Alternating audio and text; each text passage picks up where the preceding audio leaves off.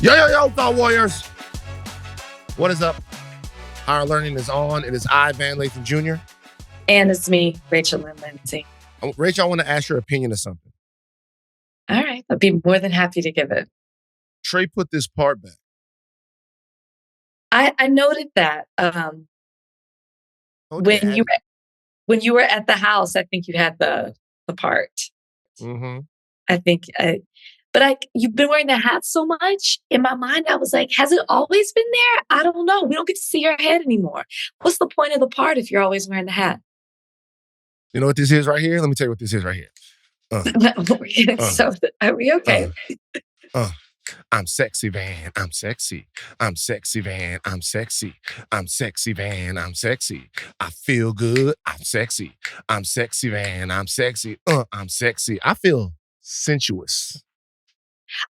I'm really happy for you because before you hopped on, Ashleigh and I were talking, and we do not feel that way. When I tell you I'm in such a funk right now, no, I don't. Let's talk about it. Let's talk about it. No, I can't talk about it. I can't talk about it. Between the hat and the part, my hair. We can talk about that.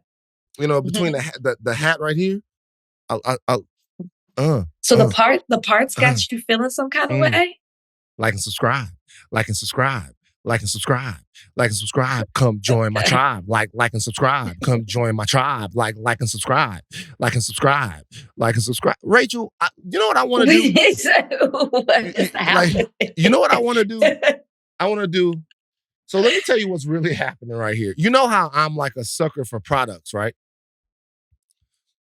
I got some of the best products right now going. I do. What you got? By the way, I would like to say right now, I'm not getting, none of these products are paying me. So I don't get paid for products. No QVC van, okay. No QVC van. I'm not getting paid for products, but I got some of the best products around. Let me tell you some of the products I'm using right now. I'm using Athletic Greens. Woo! You've been a faithful subscriber to them. So great. I'm on the Animal Pack. What's that? Vitamins. Oh. I'm taking an Animal Pack of vitamins, and I'm like, my focus is back. My intensity is back. You know what I mean? Yeah. The first few minutes of this podcast are not exhibiting that at all. Sorry. But I'm sexy, man. I'm sexy, man. But that's because you look at things negative. Okay, you have a big negative situation. Okay? Well, that's some people would say that starting off a podcast and coming out with 2 top-tier jingles, at the top of a podcast, denotes a significant amount of focus. Really feeling yourself today. I'm good at jingles. And then also I use Butter Skin.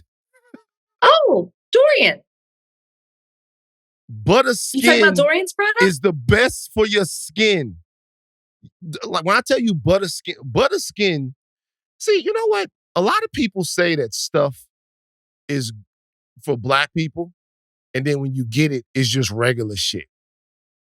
But Butter Skin, when I would use, I never like to use moisturizer. Do you know why? Why? Because my skin is already a little oily. And fair. The moisturizer would, at the end of it would feel all schmutzy, and it would feel like it wouldn't be good. Man, I wake up and I use the Butter Skin Gentle Cleanser and the Butter Skin Moisturizer. I'm handsome. Shout out to Dorian for creating an excellent product. Shout out to Dorian. Rachel's walking away from the podcast right now. Can you hear me? I'll tell you one thing. I don't know anyone who's less interested in podcasting than Rachel. You know what bothers me about this? No, I'm just comfortable. What is this? What are you eating? What is Benihana? God damn, what a nigga. It's 1:00. Oh my God. 2 Chainz got y'all doing anything. Is it like a Benihana delivery? What a nigga. That's some nigga shit. It's 1 o'clock in the day. 2 Chainz got y'all fucked up with the Benihana. Oh my Lord. Oh, like, where are you at? I'm in New York.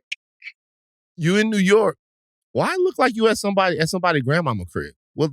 Well, seeing how my current situation is what it is, I can no longer afford my 5-star residence. You're staying with friends. Stay with friends. You still springing for that Benihana though? Well, I mean, we cut corners where we can. What did you get? Hibachi shrimp. Hold on. I'm hungry. I haven't eaten today. Hibachi shrimp. What do you think, Rachel? What do you think about adding a soundboard to the podcast? I'm for it. But I mean, we have a collection of sounds, so quite naturally, we should already put those on there. You know what I mean? Ashleigh, pop in real quick if you don't mind. Yes. Hello. Hey, what voice is that? Are we wacky? Are we wacky? We are. We are. Yeah. Wacky. Everybody. We apologize. Wacky Ashleigh.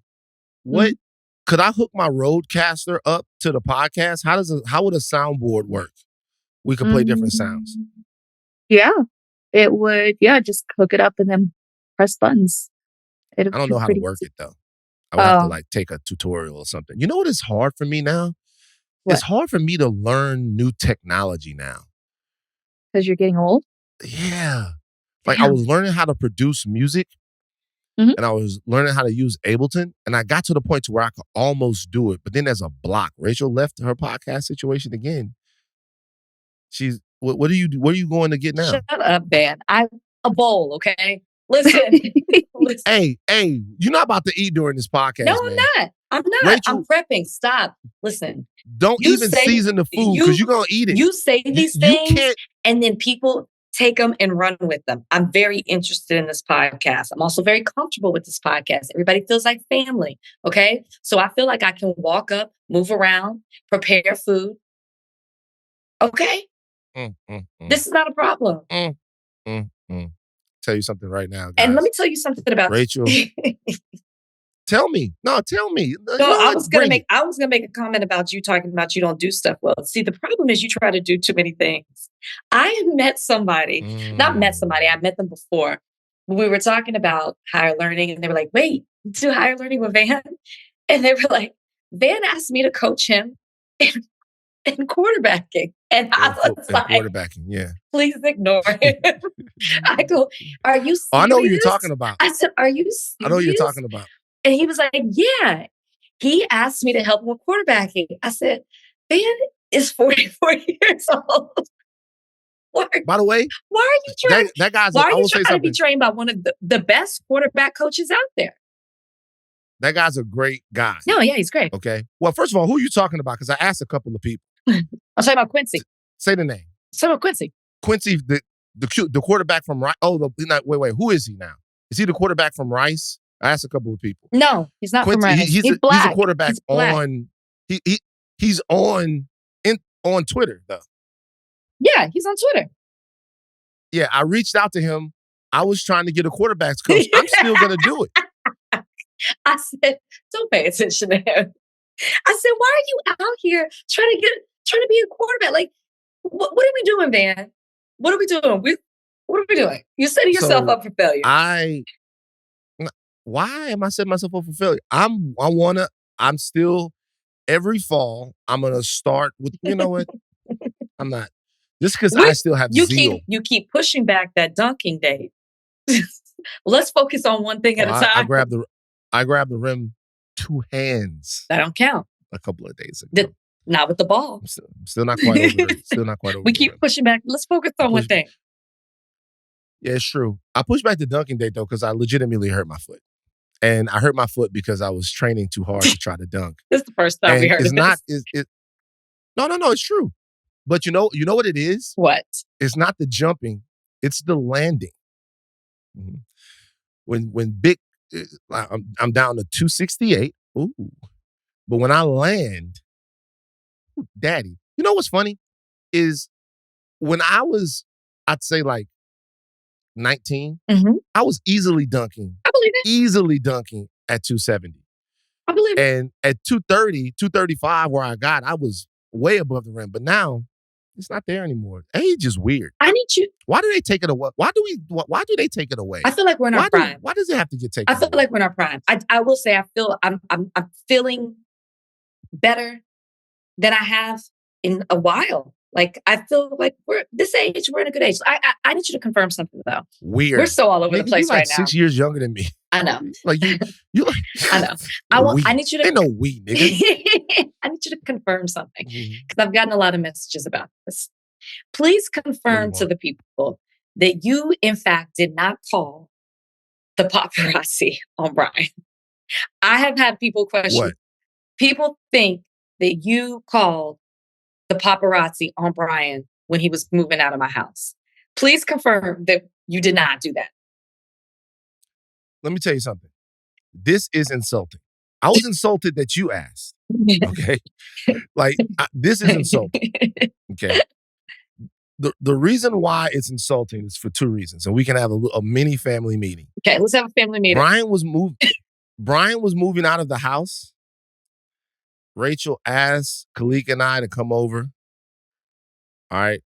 We came over. I was there. It was a Saturday. I had just boxed. I was tired. I was sleeping. I took a Saturday out. You did? A Saturday out to come over while Brian was boxing up his stuff just to be there. And then it's a good friend. I get asked if I called you're eating. I get asked if I called the paparazzi to come to the house. Why in the fuck would I call the paparazzi to come to the house? What possibly do I have to gain? Well, you just gave insight. By calling the paparazzi over to the house while Brian is popping up. First, it was a still photographer that was there from Mega. Because I looked at it when it was on the site. For me to take a Saturday out that I could be chilling to come over there and then to get blamed because it got packed. I didn't blame you. You know it was him. That asking me is blaming me. I'm sorry. I wasn't trying to blame you. And then for anybody else, why would I call the paparazzi? You guys. People think because you used to work at TMZ that you had friends that you called. And it's like, anybody could have called because it definitely wasn't us. You think I want people knowing where I live? Like, it's a huge invasion of privacy. I hate that. Yeah. Okay, first of all of that's fine. Why would I call them? What do I have to gain? Like, if I've been on TMZ enough times, I've been on television enough times, what would I gain by calling up? It was really insulting. Okay. And for everybody out there that asked that, fuck you. What the hell would you know what I could have been doing? I could have been in my living room playing with Bozeman, but I was supporting a friend. Never happened again. You know what? I'll say this right here. Okay, let me tell you guys. No. I gotta say something. In 2004, I made a decree. And I've lived up to this decree. Ask Ian. It was the dreadful week of the back. That's what we call it. What? Where three different people of our friends, three different members of our friend group, all three of them had to move in the same week.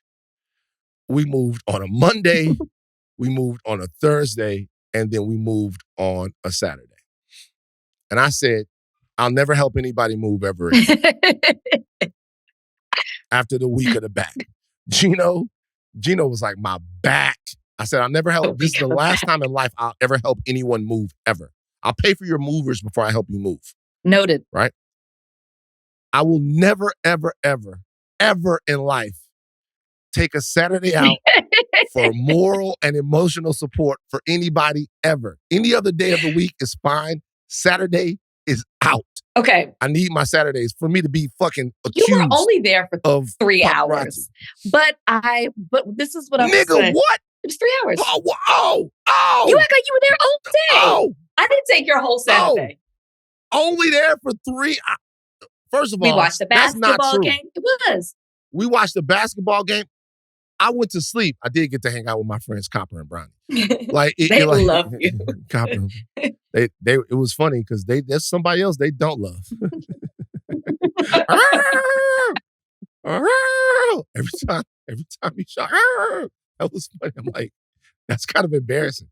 But yeah, no, it'll never happen again. And I was there. That counts as I was there. I got there like 12:30. You got there 1:30. Closer, maybe. No, I didn't. That's you. Bullshit. I promise you. No, I did not get there at 1:30. Okay. No, I did not. Because I was supposed to be there for 12:30. I was late. I got there at 12:45, one of the latest. We left that bitch 4:30. Maybe closer to 5. We got like, and then, but you know what? That's cool. I get it. You ask me for something, then you kick my back in. It's fine. Never happen again. Saturday's off. Can I just Whatever y'all want me to do, even if y'all want me to help out Black children, don't ask on Saturday. I'm not doing it. Saturday is a me day. Okay, fair. And I was very grateful to you. I bought you food, everything, right? Nigga, you bought Wingstop, nigga. And you didn't buy us no Benihana. But you didn't ask for it. You didn't buy us no Benihana. You said you wanted Wingstop. You got Benihana for yourself and fed the niggas fried chicken. I see you, Rachel. I see you. The only reason I asked you is because as I was walking into the podcast is when it dropped. And so I was like, what is this? And so I just kind of like panicked. All right, enough pleasantries. Because it's not even pleasantries. I've been ridiculed. I've been accused. This is what Black men go through. Always a victim. Always okay, you know what? That's fine. I'll take it this time. Van against the world. We got to talk about somebody else who got kicked in his ass by the people he trusted the most. Joe Biden. He gave a speech to the country. Is that how he's going to be remembered? No Saturdays for Joe Biden. We're going to talk about it on the other side of this break. Nowhere else on earth could a kid with a stutter from modest beginnings in Scranton, Pennsylvania, Claymont, Delaware, one day sit behind the resolute desk in the Oval Office as President of the United States. But here I am. That's what's so special about America. All right, Biden said goodbye to the country. Solemn Oval Office address. He laid out in the clearest terms yet why he abandoned his re-election campaign. Couple of takeaways from this. First of all, before we get to the takeaways, what did you think about President Biden's address, Rachel, when you watched it? It was very presidential. I mean, I'll be honest, and I know y'all are going to eat me up when I say this. Maybe I did have rose-colored glasses on because every time I look at Biden now, all I see is his age. All I see is decline. And although he sounded very presidential, it was sad to watch. It was beautiful to see his sacrifice. I'm glad more than ever that he did decide to step aside. Because again, I was a person who was following Biden's lead. If he said he could stay, I believe it. If he said he had to go, okay. But he looked frail. And I know he's coming off of COVID and maybe that could be adding to it, but he did. He did. But what he said was good. Yeah. I mean, it was everything I would expect from Biden and a stark contrast to what we're seeing from Trump, or even when Trump had to leave the office and was unwilling to, accept what the country had decided. And it was not about unity. To see Biden step aside for the sake of democracy is what we should see, what we expect from our leaders. President Biden is now going to be viewed in contrast to Kamala Harris, who's younger, more energetic. She's only about 60 years old. He has some years on her. And the presidency is tough and it's taking a toll on President Biden. Sure. I think it was actually better that he didn't seem hyper virile and ready for the moment during his speech. He articulated himself enough to remind us why we have an affinity for him, and to be able to articulate some of his wins during the first the first 4 years, the first 3.5 years, or should I say, I guess it's going to be 4 of his presidential term, or his first term, because there won't be another term. But when you watched it, you got the sense that it was okay for him to step aside. It wasn't. Right. It wasn't something where you're going to see it and go, "Oh my God, he could have done this." Mm-hmm. I want to show this. I want to run this video real quick. I want you guys to hear this. This is Trump talking about Kamala Harris on abortion. Listen to this. He's also a total radical on a word called, do you know this, right? A word called what? Abortion. He's good. Right. He's good. Okay. He's good. Trump forgot the word abortion. All right. He forgot the word abortion. You know this. He had a meltdown on Fox and Friends. Yeah. He went to he stalled. He had a meltdown on Fox and Friends this morning surrounding a couple of different things that have to do with this election. They were trying to get him off the line, but he's obviously panicked a little bit. We're going to talk about him reassessing, rethinking the J.D. Vance pick a little bit later on. The reason why I played that is because it was difficult before to adequately critique him on gaffes, slip-ups, and really ridiculous lapses like that before because of Joe Biden. Mm-hmm. Now, they're going to seem more glaring.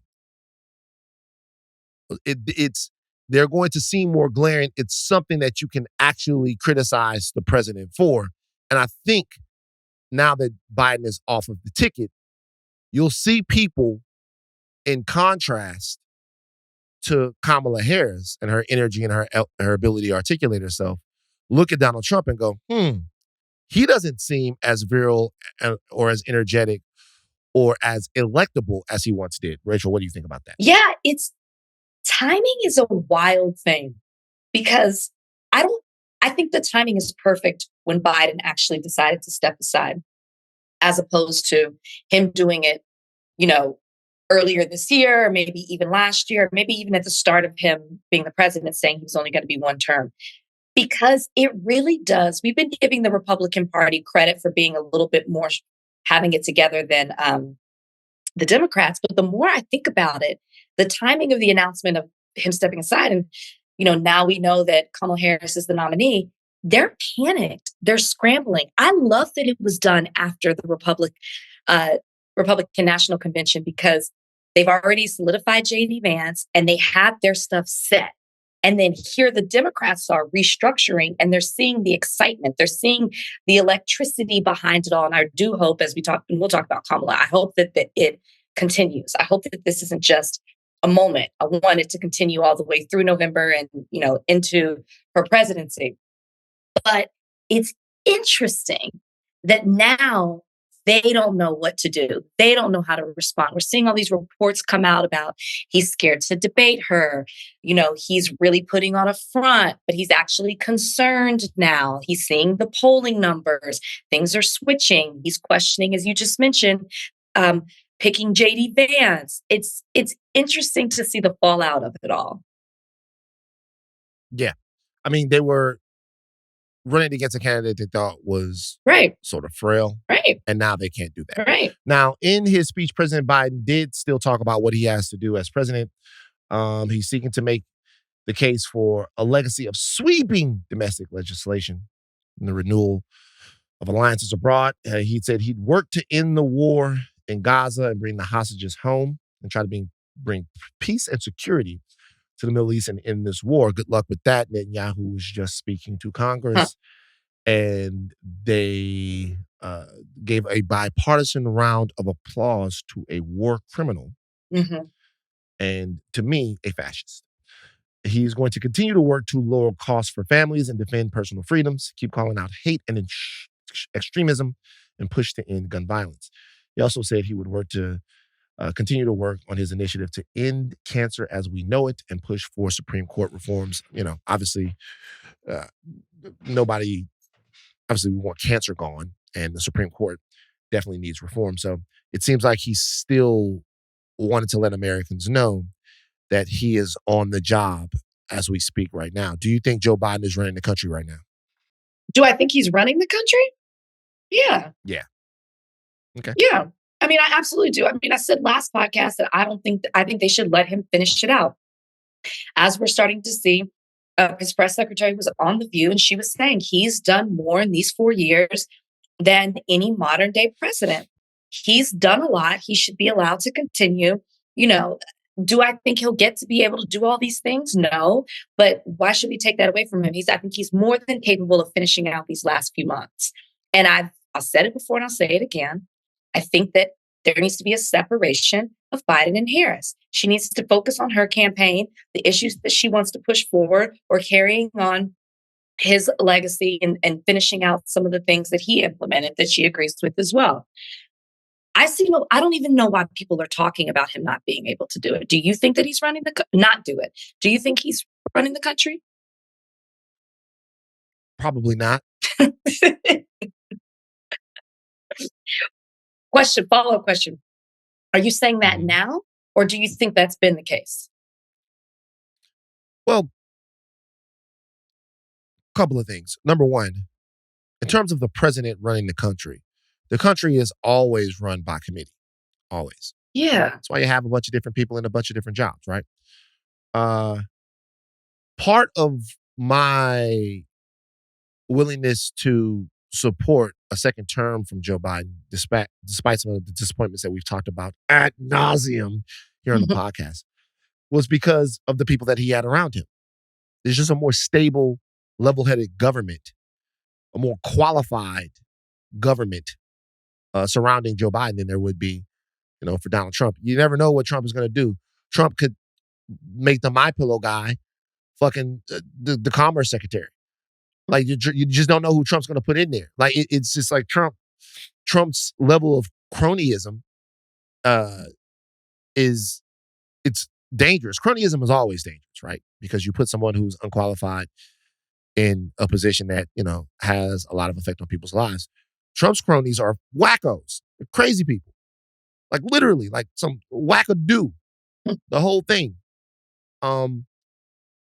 But to that point, I do think that right now, Joe Biden, he hasn't exactly been put out to pasture. I wouldn't go that far. Okay. But I would imagine that the people surrounding him in his administration probably have a little bit more autonomy over him, or autonomy in their jobs, than they would be if a younger, more virile president was in there right now. Maybe. I mean, who knows? And it's not a good or a bad thing. It's like, do you trust the brain trust of the corporate democratic structure to not be crazy? Mm-hmm. I mean, what we're essentially voting for right now is not crazy. We're not voting for a bunch the Camelot, Shaka Zulu. We're not voting for we're voting for not crazy, and you can trust them to not be crazy, and you just can't trust the other side to do that. Yeah. What do you think about Obama? Obama doesn't seem to be so in on Kamala as president. There's like all kinds of inner workings going on behind the scenes in the Democratic Party, where Obama seemed like he wanted a different nominee. Did you see these reports? Well, Obama wanted Kelly from Arizona. Is that okay? That's what I was going to say. Is it that I didn't see a name attached to it? I didn't know if it was that he wanted a different nominee, or he really just wanted the process of the open nomination. I didn't realize he was attaching himself to somebody else. I didn't see that report. What people are saying is that Obama was trying to get Biden out. This is a report. He wanted Biden gone, didn't think Biden could win, and he doesn't think Kamala can win. And that he wanted Kelly from Arizona, Mark Kelly, at the top of the ticket. And he was shocked when Joe Biden endorsed Kamala Harris, because he didn't think that Joe Biden would do that. I'll look it up for you right now. You know what's interesting about everybody talking about the open nomination and people who were in favor of that?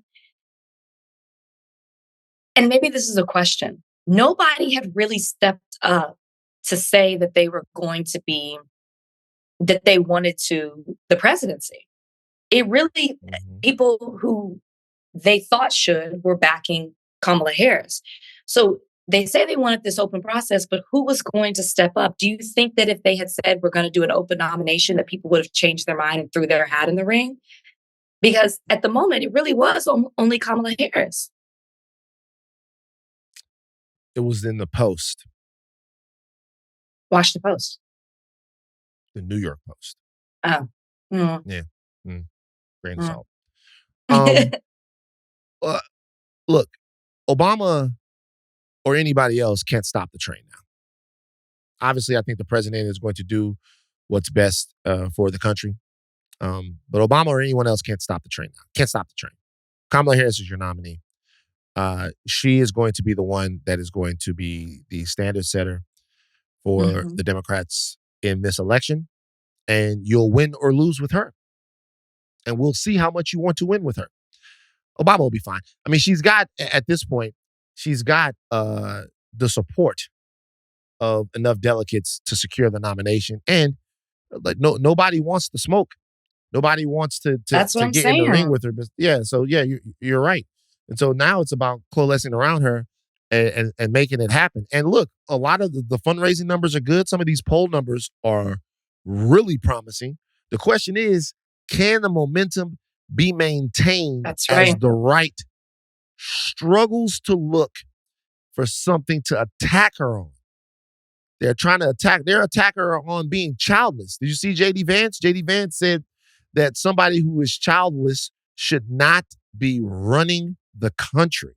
Damn it. They're pulling out all the bullets in the gun. Well, it's also to be expected. That's not shocking that he said that by any means. And I feel like he said something similar to that before. He's got wild opinions about women and their reproductive rights.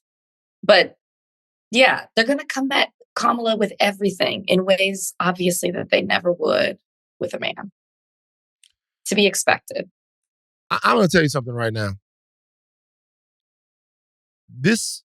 Accepting this nomination and angling for it is going to be the biggest mistake in J.D. Vance's life. Politically. Yes. No. Not politically. Period. Okay, period.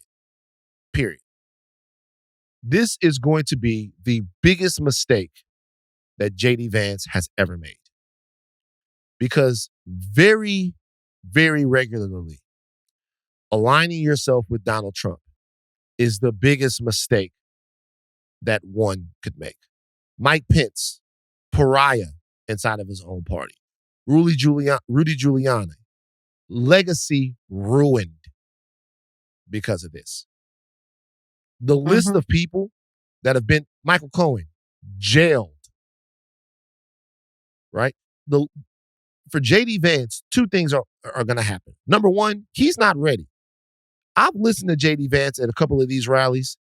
Yeah. Like, I once said that Ben Carson was the human manifestation of the plastic on your grandmother's couch.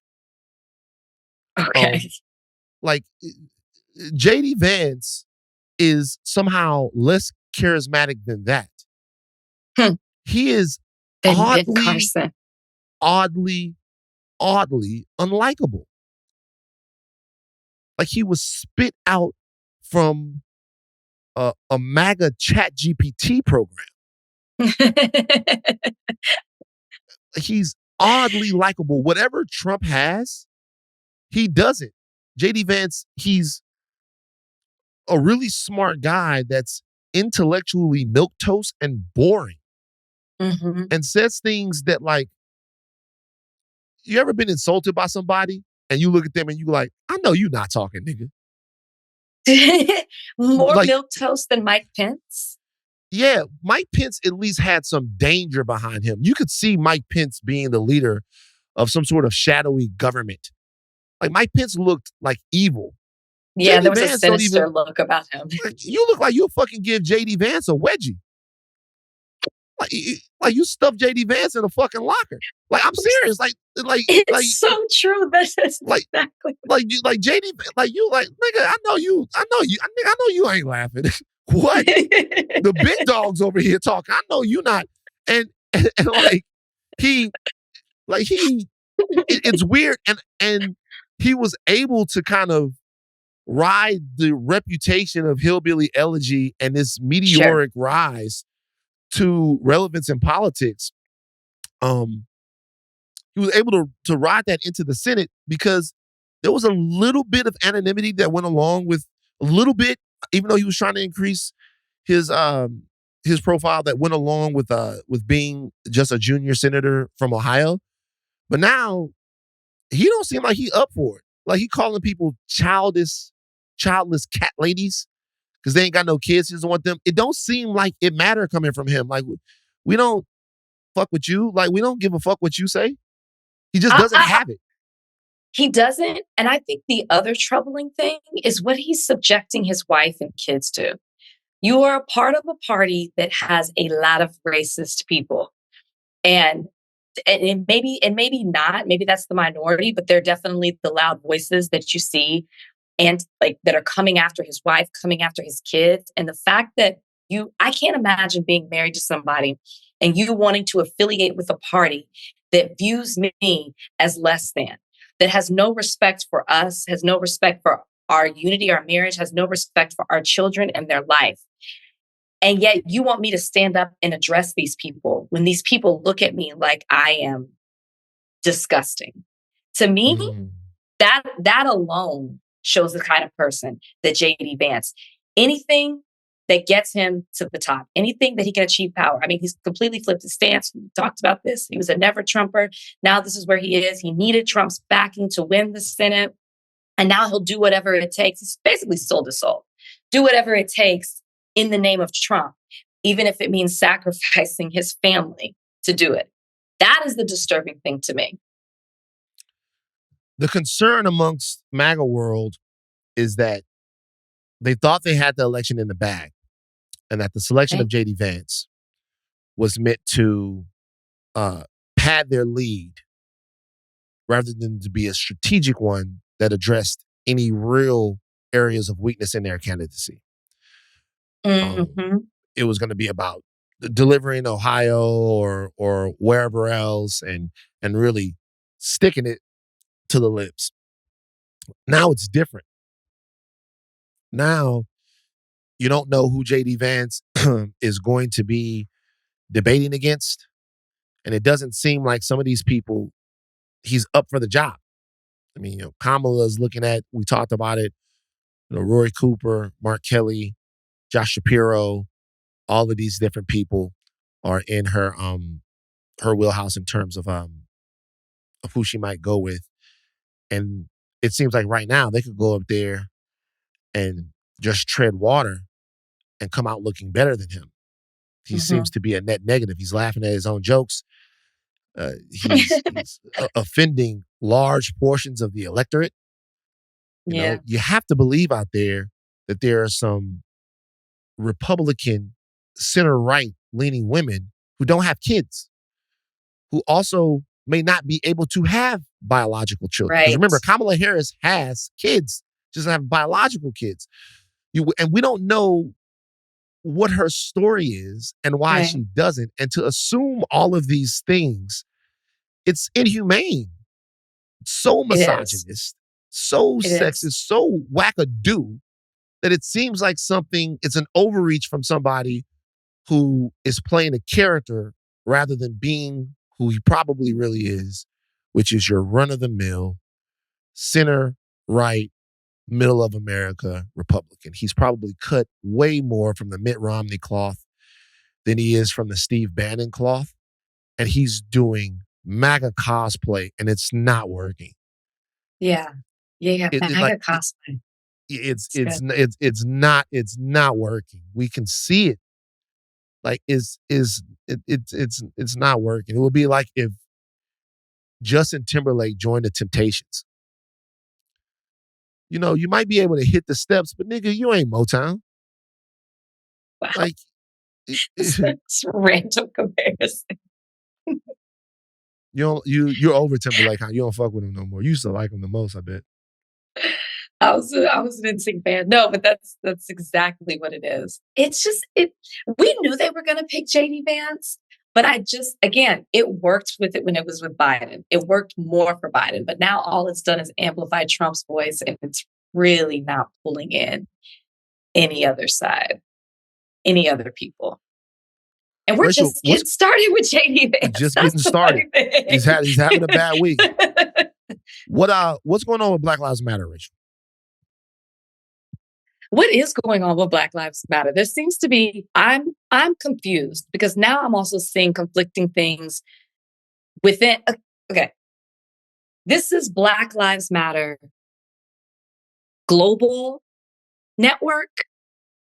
Which Black Lives Matter? And the reason I'm saying that, the reason I'm saying that is because Dr. Melina Abdullah, who we've had on this podcast, put out a statement saying they are not, as Black Lives Matter grassroots, they are not in any way affiliated with this Black Lives Matter or the statement that they made. So Black Lives Matter Global Network, they have called on the Democratic National Convention to host a virtual snap primary.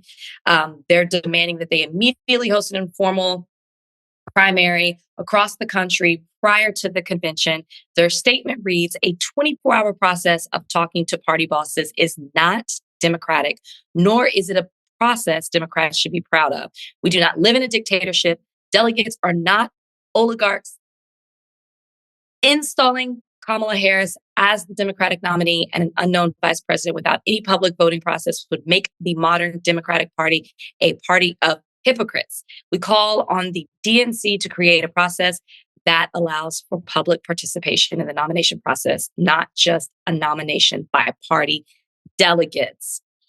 Also to note, Black Lives Matter grassroots does not agree with this statement. They say that they're on the front lines fighting for democracy, not getting caught up in this call for this virtual primary. Van, your thoughts? Okay. So look, there's nothing wrong with what they said. There's nothing. To have that vision and view of things, there's absolutely zero wrong with that. I think the thing that's pissing people off about it is not the truth of the message, it's the intent. And I want to open everybody's minds up to have this conversation with themselves. And it's a conversation that we've been asked to have a lot of times on this podcast too, right? So I think if the intention is to beat Donald Trump and to stop the MAGA movement in its tracks, and I'm telling you right now, a loss at the top of the ticket in November is not the end of MAGA, but it's a crippling blow to MAGA. There are some people now that have found their tribe and they'll be there no matter what, right? That exists more in the electorate. But you are going to see such an effort from the right to disassociate themselves from MAGA if Donald Trump loses in November, that it's going to be hard to imagine the era of MAGA existing as robust as it does right now in at least the near future, or not the near future, in at least the near future, right? Might rear its ugly head if more charismatic candidate comes back around. But if Donald Trump loses, that could be a crippling blow to MAGA. And a lot of people's intention is to deal that blow. That's what the intention is. And whatever gets you to that is good enough. But there are going to be people who aren't okay with that. There are going to be people that say the way that you do that is just as important as doing it. So that means we prioritize democracy in every situation. We prioritize our morals, our values, our political leanings, what we're informed of as a part of the human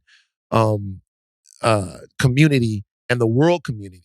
So that means it doesn't matter if we defeat MAGA, if we're funding a genocide. It doesn't matter if we defeat MAGA if we do it in an undemocratic way.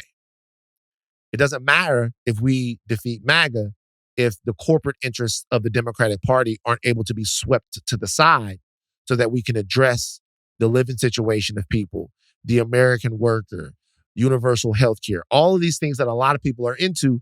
They don't care as much about MAGA and beating MAGA, the existential threat that the end of democracy and fascism poses to America, they care about the same things they've always cared about, which is the fabric and the purity, if you will, of the structures that undergird American systemic dysfunction. That's what they care about. They care about getting those things right so that the systems change.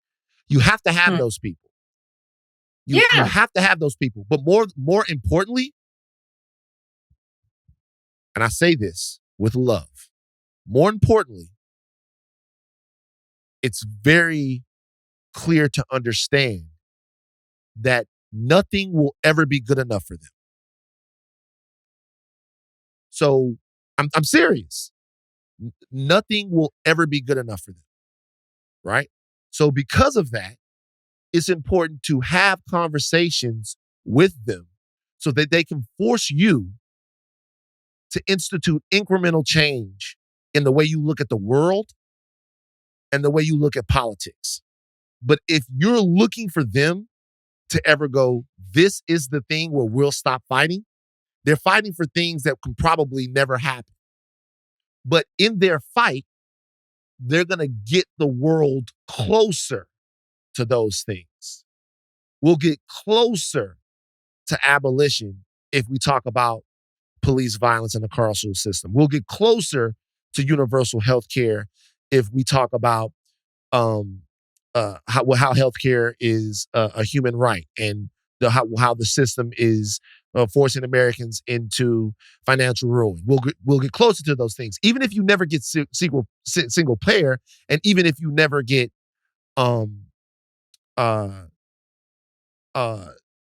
abolition of the police.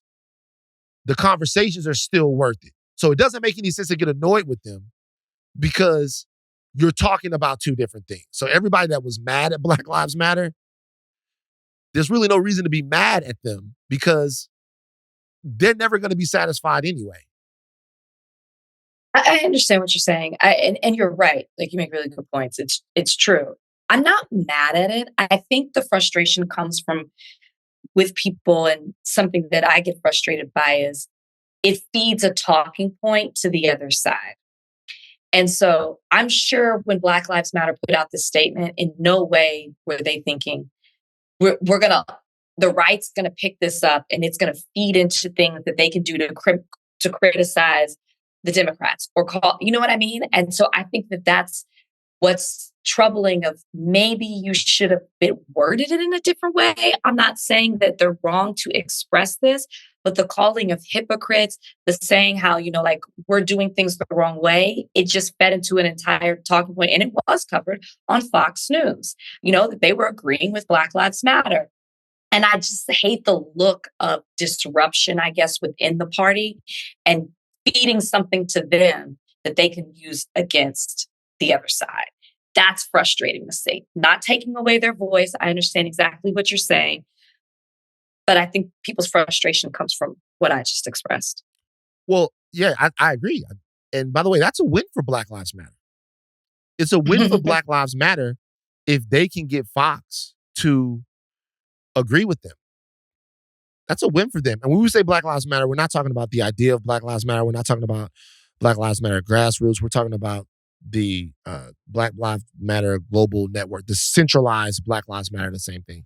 And they've also opened themselves up to a lot of scrutiny because all people are going to go is, well, okay, we want to see a process. They're going to be like, well, we want to see them houses, which is not fair. Correct. But it's funny, though. We want to see them financed. It's funny. But look, once again, you have to have somebody right there to call balls and strikes. There's nothing wrong with it. They claim to be an organization that doesn't have a single political thrust. Like, they're nonpartisan. And so if they're nonpartisan, they have to criticize each side in an honest way. Are they cutting off their nose to spite their face? Probably. Probably. Like, most likely, but at the same time, the substance of this, did we read the actual statement? Did you read it? I read it. Yeah. Okay. So the substance of this isn't wrong. I mean, there's nothing, you can't argue with it intellectually if you believe in democracy. The substance of it isn't wrong. You know what? Sure. You could make an argument, though. I can make an argument that when people voted for the Biden-Harris ticket, that they voted for Kamala Harris. I would feel that way if he resigned. And then she steps in. I think that's what they were voting. That's what they were voting for, not necessarily if he resigns or if he cannot maintain office under his term. That's what they voted for. I wouldn't say that they voted for this. Well, no, what I would say, no, what I mean to say is that, I mean, I think there's an intellectually honest, if not flimsy argument that Kamala Harris is, that if you voted for Joe Biden, that there was at least the thought in the back of your mind that she at some point would have to take over. During his term. Right. Well, no, or during the second term. That you had to vote for Joe Biden and be comfortable with the idea of a Harris presidency. And so in some way, it would be different if they put in Gretchen Whitmer and said she's the nominee and whatever, and nobody ever cast a vote for Gretchen Whitmer. They cast a vote for Kamala Harris, just not at the top of the ticket. I mean, that's what you'll hear from people. It's not completely untrue. It's not completely undemocratic, but it's not a democracy in the same way that the voice of the people in a primary process chose Kamala Harris, which is, I think, the spirit of things. However, it's not. It's like everything else in the world right now. We don't know what to fucking make of it. Kamala's raised $126 million from 1.4 million donors. The number is fucking going crazy. Kamala numbers are going nuts. People, and all that says is people are accepted. Yeah, man. Kamala, and it's got to keep going. And she's on a roll. I mean, the few speaking engagements she's had, she's been funny. She's, youthful, vibrant. It's fun to watch. You like that shit.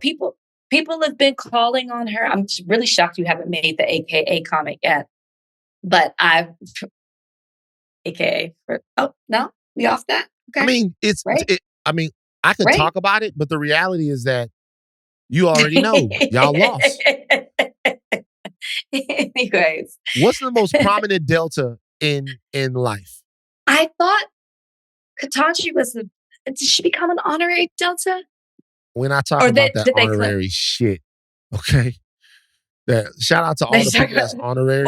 We're not talking about that honorary shit. Not at all. Who is the most prominent delta that walked through the fires of the sands or whatever the fuck y'all do? What do y'all do? Y'all stroll through the fire. Everybody got something different. We walk through the swamps. We walk through the sands. I'm saying Ketanji. Ketanji. So y'all got Supreme Court justice. Mm-hmm.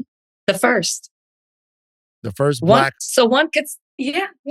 She a Delta? She honorary though? Or she's a real? It doesn't matter. She's a Delta, okay? You don't look at somebody and say, you honorary? You paper? Or did you? You don't do that. You don't do that. You don't do that? You don't. I don't. Them niggas do that all the time. What the fuck? Are you nuts? I wish somebody would go to our first Black woman Supreme Court justice and call her paper. You mean to tell? So you tell me right now? Because technically, you mean to tell me right now? Right now, I can call any of my friends that's in any of that shit, and I can say, "Hey, say that." Of course. Yeah, I said I don't say that. I don't walk up to people and be like, "Oh," and they explain it. I'm like, "Okay, so you paper." Can you imagine saying that? Come on, she is paper. Right. Considered paper. Right. Honorarious paper. But yeah, it is what it is. I mean, the AKAs were first. They're gonna be first. They're gonna be first for the White House. You ain't gonna be able to tell AKAs nothing. Shit. I wonder if there will be an increase in membership when she's the president. Man, it's tough. It's tough. So yeah, I saw somebody on Fox, Laura Trump, say that all of Kamala Harris's money is coming in from millionaires and billionaires. I just want everybody to know that's a fucking lie. Okay, and Laura Trump, who is the co-chair over at the RNC, knows that that's a fucking lie. All right, got 1.4 million donors that are pouring this money in. The cap on the individual donation, I think it's like $3,000 or something like that. So the reality is that a lot of this money, if you average it out, is coming in from small donors. So that this denotes right here, the PAC money will be what it is, but this denotes right here that there's significant interest in Vice President Harris's campaign from the people that constitute the Democratic Party. Okay. And there is a PAC, Future Forward, that's the largest outside group supporting Biden that announced $150 million in commitments the first 24 hours after Biden's Sunday afternoon announcement. So she's got a lot of money coming in. There's a lot of money coming in. She's doing a thing. You know what I mean? What do we know about Kamala Harris? We haven't talked much about that. We talked about vibes a lot. In March, she called for an immediate ceasefire, given the immense scale of suffering in Gaza. Okay. Immediate ceasefire. So she's on record calling for a ceasefire. I must say this. Kamala Harris put out something today that a lot of people were pissed about. Yeah. You see this? Yes, I sent it to you. I know you did. Yeah. Netanyahu was spoke on spoke to Congress. Kamala did not attend. She went to a college sorority. He said college. He said college, guys. He said college. I would have liked he said, guys. And y'all leave that poor black man on Fox News alone. Like, he said college. He said college, guys. Okay. He said college. All right. They let that nigga have it. He said college. And, outside of Netanyahu's speech, there were protests. And some of these protests involved burning the American flag, which Donald Trump says that he would make illegal with a penalty up to 1 year in jail for protected speech. And Kamala Harris weighed in on this as well. She said, yesterday at Union Station in Washington, D.C., we saw despicable acts by unpatriotic protesters, yikes, and dangerous hate-fueled rhetoric. I condemn any individuals associated with the brutal terrorist organization Hamas, which has vowed to annihilate the state of Israel and kill Jews. Pro-Hamas graffiti and rhetoric is abhorrent, and we must not tolerate it in our union. I condemn the burning of the American flag. That flag is a symbol of our highest ideals as a nation and represents the promise of America. It should never be desecrated in that way. I support the right to peacefully protest, but let's be clear. Anti-Semitism, hate, and violence of any kind have no place in our nation. Rach? I mean, we're talking about Kamala's foreign policy. She gives that statement. What are your thoughts? It shouldn't be shocking, right? We said it on the last podcast. She called for immediate ceasefire, but she's also said that Israel has the right to defend itself. So I think that, she purposely didn't attend because she didn't want to deal with what, would come of her attending Netanyahu's speech. But I don't expect Kamala Harris to say there should be now that she's in this role. I'm not expecting her to say there should be a ceasefire, for her to turn against Israel, for her to align herself in a certain way. I am surprised she said unpatriotic. Netanyahu called Biden a Zionist. I don't think that that's Kamala Harris, but she's going to fall in line, I believe, and align herself with Israel. And that's what she said, and that's what she did in that statement. So I don't think anybody has to question her at this moment. She said exactly where she stands when it comes to Israel and the war on Gaza. Burning the American flag is the most patriotic thing that you can do. Because I don't believe that patriotism is being a part of the intellectual capture of a nation or its history or its mythos. I think that patriotism is aligning yourself with the ideals of that nation, with what it means and what it stands for. So I happen to believe in the American way because in a vacuum, the American way is pretty unassailable. If you're talking about freedom, if you're talking about democracy, if you're talking about expression, and if you're talking about life, liberty, and the pursuit of happiness. Now, we've never gotten there because there are also other things that are very American: capitalism, domination, exploitation. And they've existed here on this continent before America even existed. And those things get in the way of that life, that liberty, that pursuit of happiness. They get in the way of those freedoms a lot of times. However, but the flag itself represents this brutal freedom. This freedom to say tyranny can and does exist anywhere. And that tyranny is worth fighting against. It's worth demonstrating against. It's worth mobilizing against and worth organizing against. That tyranny doesn't have to be across the sea. That tyranny can be across the street.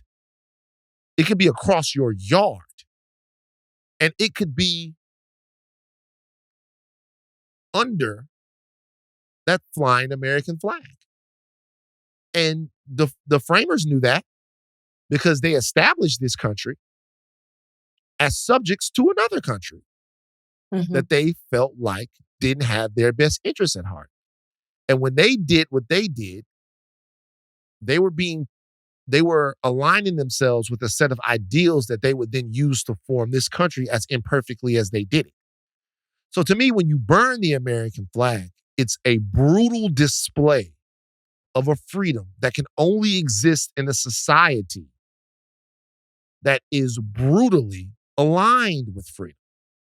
So when you say it's unpatriotic, it might be uncomfortable. It might be hard to see from someone who believes that that flag represents all that's good in the world, but it's certainly not unpatriotic. Unpatriotic would be the fear of burning that flag if that's what you want to do.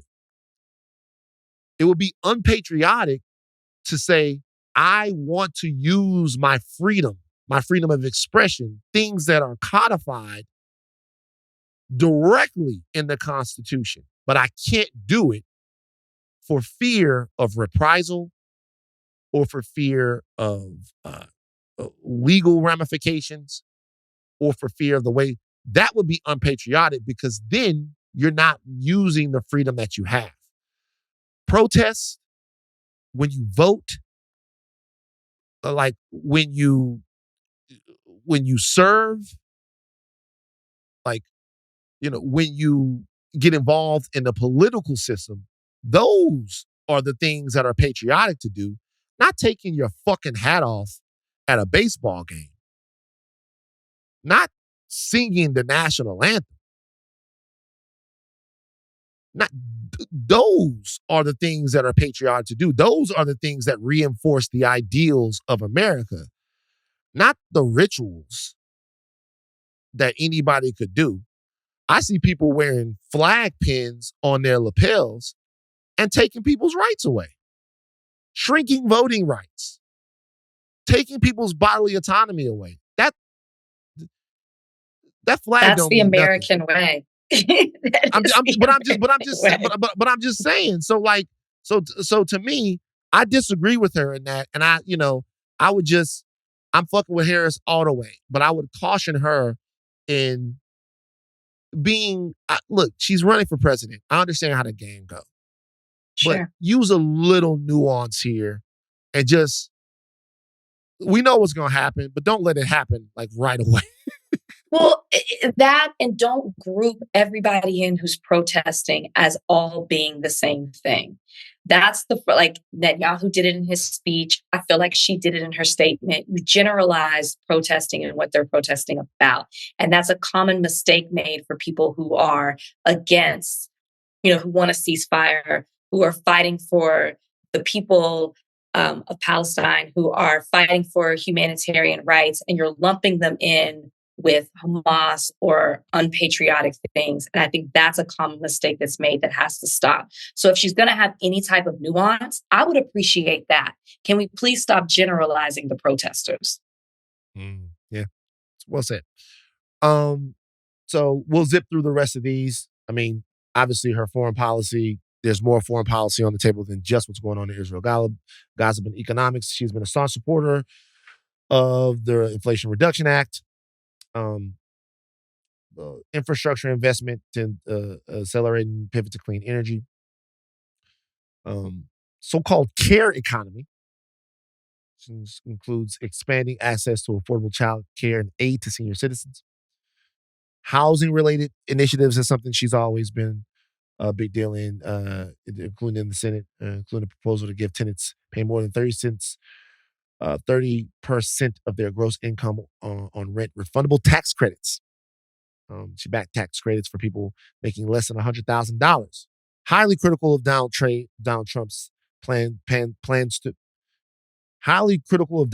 plans to impose across-the-board tariffs if reelected. She thinks that these will hurt consumers.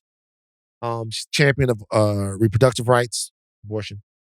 She is going to try to influence the Supreme Court to strike down the Dobbs decision, or reverse the Dobbs decision, or whatever has to be done to make sure that abortion is available to women in every corner of the country.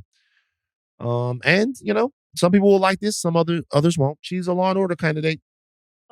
Progressive means moving forward and making radical changes and bold changes in order to effectuate some semblance of justice and equality under the law. She was that person. I talked to her before she became district attorney. I talked to her about my client being found in a dumpster because she was prostituting herself. And I told Senator Harris how important it was for us to treat these girls as victims and not as suspects, not as criminals. I tried a 647B case in juvenile hall that was prosecuted by her predecessor, who people are saying was more progressive. He prosecuted young girls who were charged with prostitution.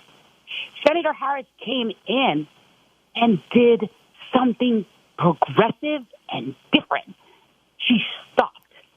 And she also created that coalition, and she also spearheaded that task force, invited me as a public defender to the meeting, and I spoke up on my experience of these young girls being trafficked and used, their bodies being used.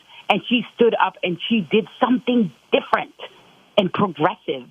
On Law and Order, she's pushed for marijuana legalization and criminal justice reform, including actions to reduce the number of people who are incarcerated for nonviolent offenses.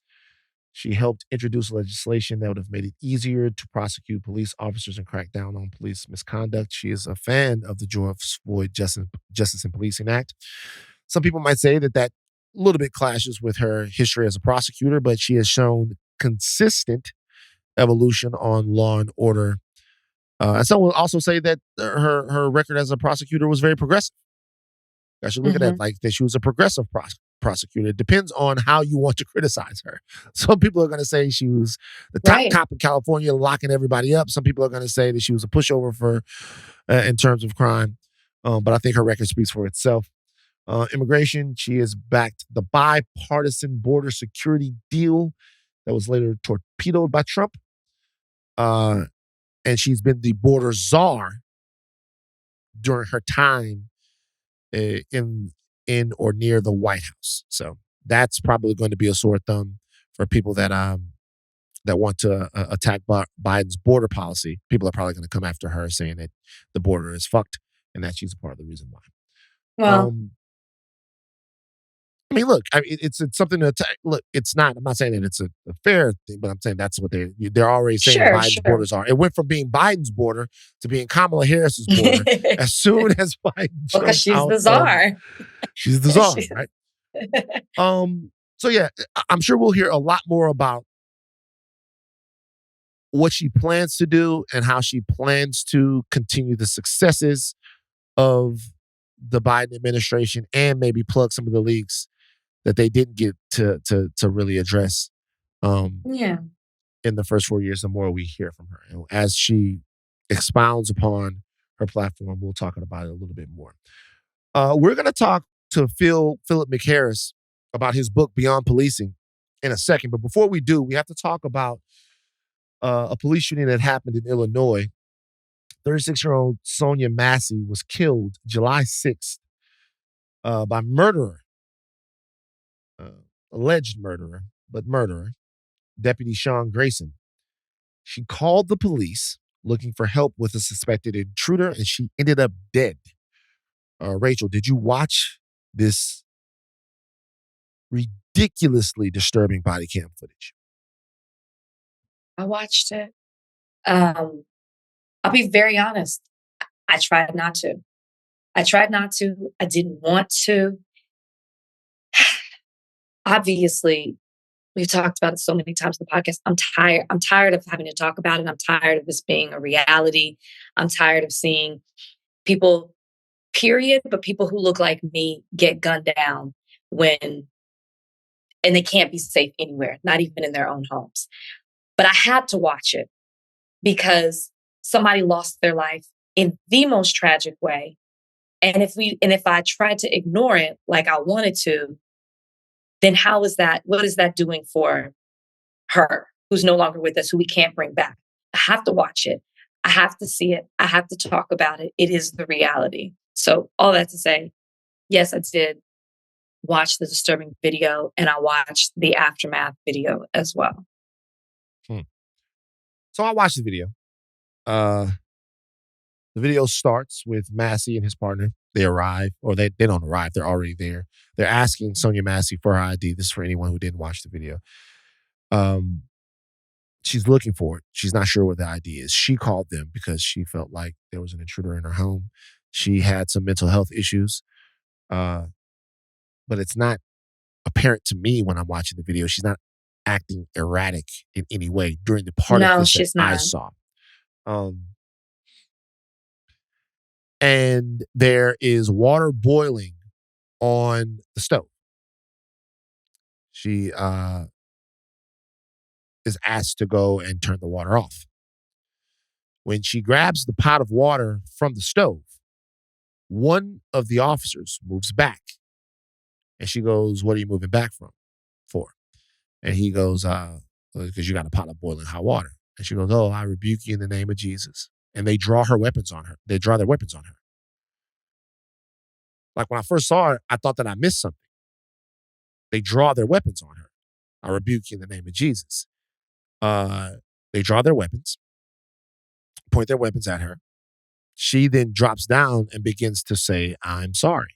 I'm sorry. I'm sorry. I'm sorry." She drops to her knees.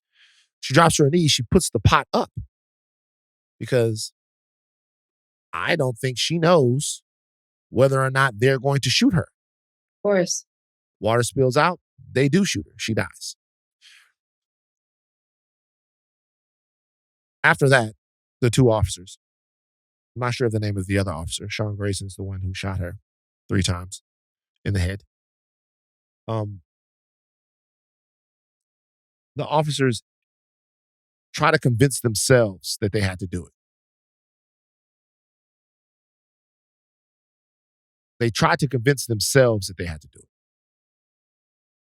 Like, I watched them stand there and go, what else were we supposed to do?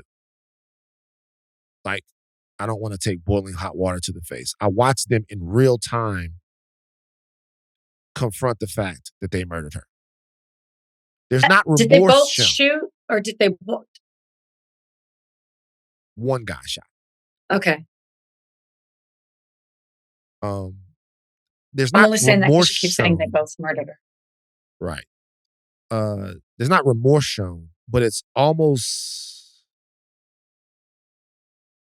how you would feel after you've dropped a plate of food. You wonder how you did that and why you did that. But you don't really, you go, damn. I was just trying to grab it off the top of the thing and it just fell. Like, there's a human person that we just killed. It was more like, I can't explain it. It was a run of the mill sort of, well, shit, we had to do that, didn't we? Didn't we have to do that? Are you good? Are you good? Are you good? Are you good?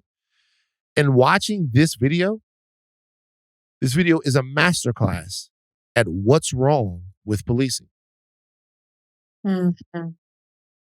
with what's wrong with this version of public safety. We'll talk more about it with Phil, but there were so many different things that happened here that when you look at them, there are systemic and cultural misfires and failures all over the place.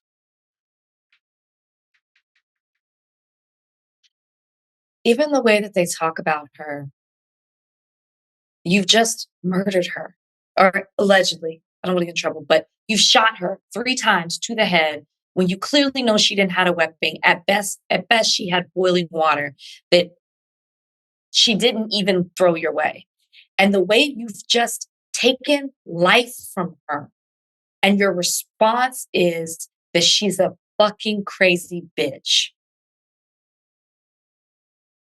No regard for the fact that this person no longer can live. No regard that she's a daughter. I believe she was a mother, a friend, a human being. That is how you refer to her after you just took her life. That's it. That was, I don't even have any words for. Uh, Talk about his history. Because in addition to you saying this is a masterclass, it also just shows these are the people we're supposed to be entrusting with our public safety. These are the people who are supposed to be trained to handle dangerous, which this wasn't, or intense, or any kind of situation, right? We're supposed to trust these people with that. And this man walks through the door already a problem with the history that he had before he came into contact with Sonya. Well, that's a part of it. It's the full gamut of it. That's the part of it. Okay, so he was discharged from the Army in 2016 for an unspecified serious offense. Okay. He then bounced around to 6 different police stations for different conduct issues that he had in those police stations. This was his 6th job in policing in 4 years, and he's only 30 years old. 36. Oh, he's 30. No, he's 30. Yeah, you're right. He's 30. She was 36. Yeah. So, make that make sense. Did you ever see Dr. Death? Yes. Dr. Death, my firm represented the hospital Baylor system that he kept, where he was able to continue to get jobs. He was eventually sued Baylor, but the hospital was sued because they continued to give this man a job. He continued to get glowing recommendations from each hospital when this man literally was killing people, coming to work, drugged up. I mean, just completely all over the place. And the hospital was, held responsible to the fact that it continued to hire him and not do their due diligence in determining that this was a guy who was competent enough to be performing surgery. I don't understand why that is not applied to the police force. I don't understand how somebody can continue to get 6 jobs in 4 years and someone doesn't care enough. You'd rather just have a body filling in a spot than somebody who is qualified and deserving to be there. This man clearly, if he's on his 6th job, there's something wrong here, but you don't care because you would rather just fill a spot than really protect your citizens of whichever city that he's, on the police force for. It's wild to me. And this police department should be sued. In the same way these hospitals are sued for hiring somebody who should not have been there, like the due diligence wasn't done, this man Dr. Death continued to stay in the system. That's what should be happening here. Multiple police departments should be sued, in my opinion, for not doing their due diligence and fleshing this man out. This man should never have held a badge, held a gun, held a title. Somebody has to be responsible. So let me tell you why I feel like this is the complete, this is a masterclass in police dysfunction. Okay. Because when we're talking about dysfunction in policing, we're talking about a bunch of different things. We're talking about the increasing militarization of the police.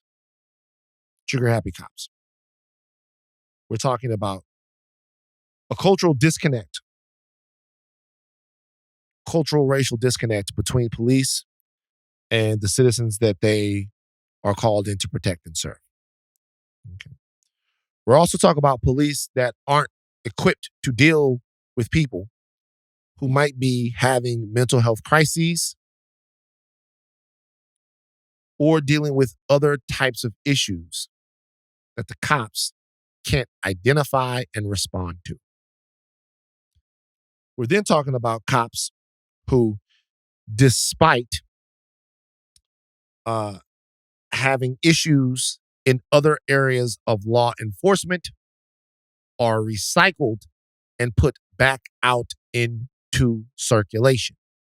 Talking about all of these things. Cops get fired here, they go get a job over here.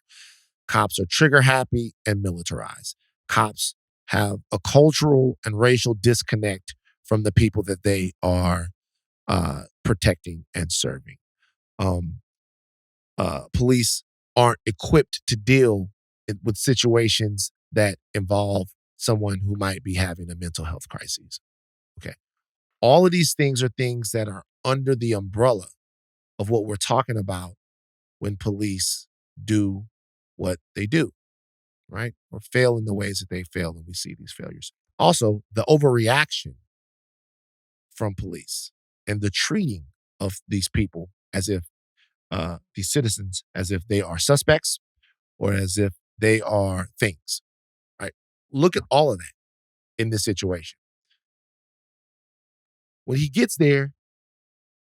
there, they're dealing with a woman who has a history of mental illness. Even if she was having a mental health crisis, which it didn't seem that it was clear to me that she was, right?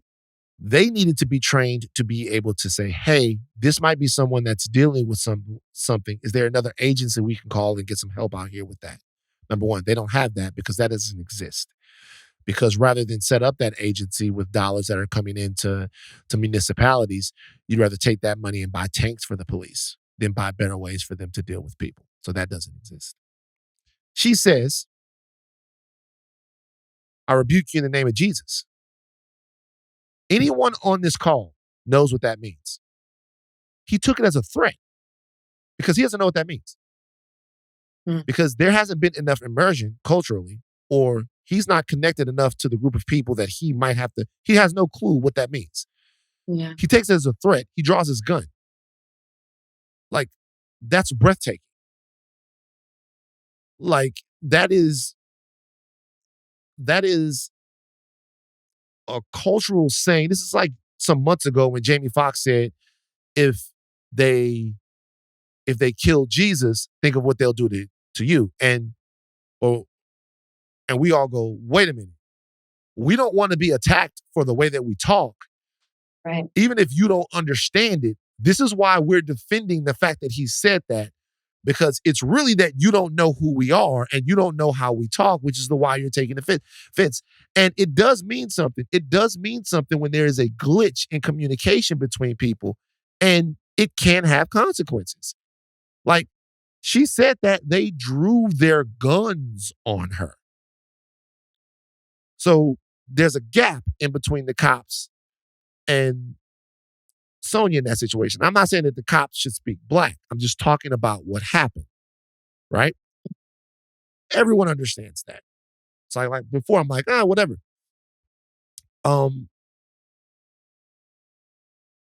During the entire interaction, the last thing, the worst thing that can happen is that she is killed.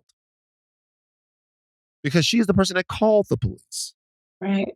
So for them to even treat her as if she's the suspect is breathtaking. A complete failure, but not a failure of policy. Not a failure of thought. There's a cost. And the cost is an innocent 36-year-old woman. So when we're having conversations about policing and when we're talking about what could be done better systemically, any one of those things would have saved her life. If he wasn't there, she'd be alive. If he knew how to identify the fact that she was going through something mentally, she'd be alive. If he knew what that meant, she'd be alive. Any one of those things goes different, she's alive. She's alive. But in many cases, when we talk about policing, we're talking about monumental failures of 4 or 5 or different things that point to this major systemic dysfunction. Yeah. But nobody wants to talk about it. Like, no one wants to really get into a conversation of what it looks like to not have that happen. Ever. Ever. I mean, the other cop walks into the room. The cop that walks into the room after Massey and his partner are in there, they know Massey's fucked. The guy looks at him and he says, "Where's the gun?" He goes, "Where's the gun?" He goes, "Where's the gun?" He goes, "She didn't have a gun. She had a pot of boiling water." Doesn't even make eye contact with him. Goes, "Okay, let's go outside." Massey has all kinds of fucked up tattoos. Look, it's like racist tattoos? All kinds of shit. They guys like him that left the army and want to fuck some shit up. They don't have any place in protecting and serving citizens.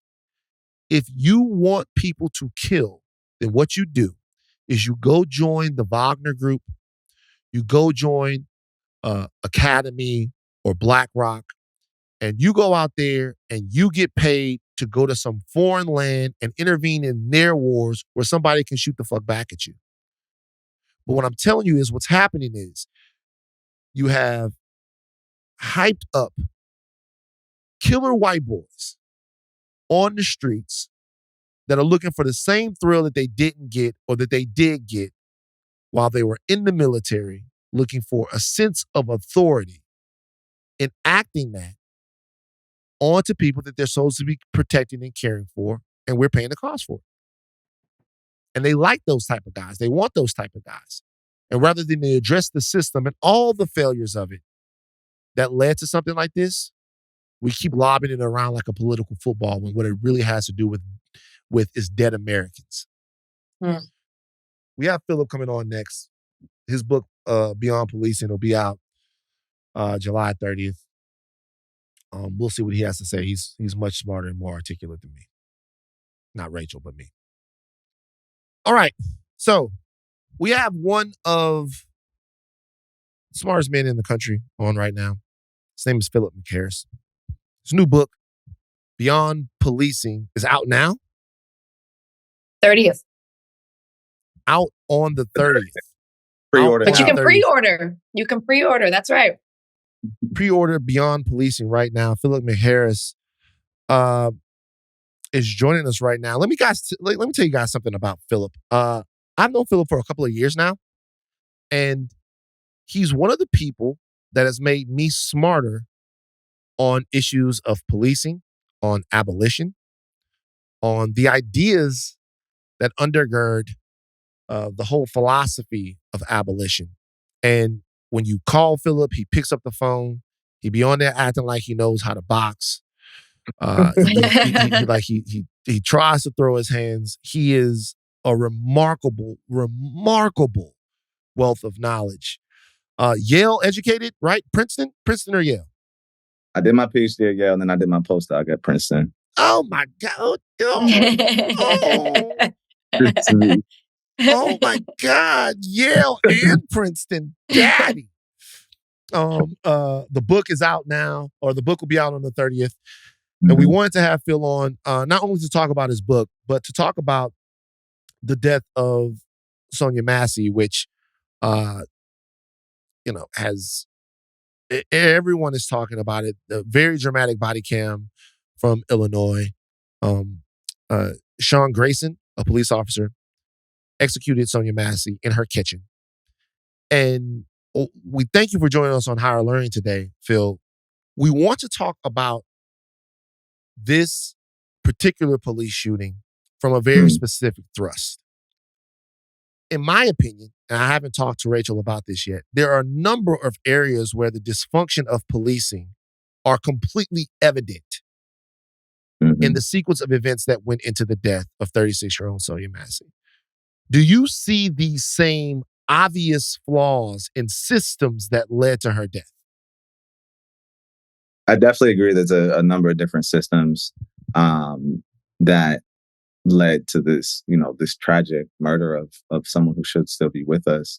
As you mentioned, it puts into display a number of different issues, a number of different points of dysfunction that led to Sonya Massey being murdered in the way that she was. But, my whole thing and my starting place is that in what world could the police have, there could have been other kinds of options to where this wasn't even a possibility. That's like my first line of what community approaches, what community systems. There are cases where people do need, or people are in need, or people need help, or people need support or care. How can we help folks have that kind of support intervention that doesn't have the potential of leading to this kind of killing? I think is the first stage. But also, as you mentioned, in the actual scenario, you see a number of points in which this should have never happened.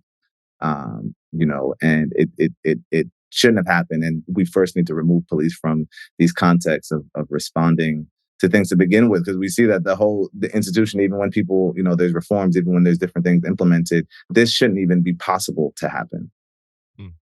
Yeah, I mean, I guess what I just can't stop thinking about is we're on the path to see a Black woman achieve something that has never been happen in our country.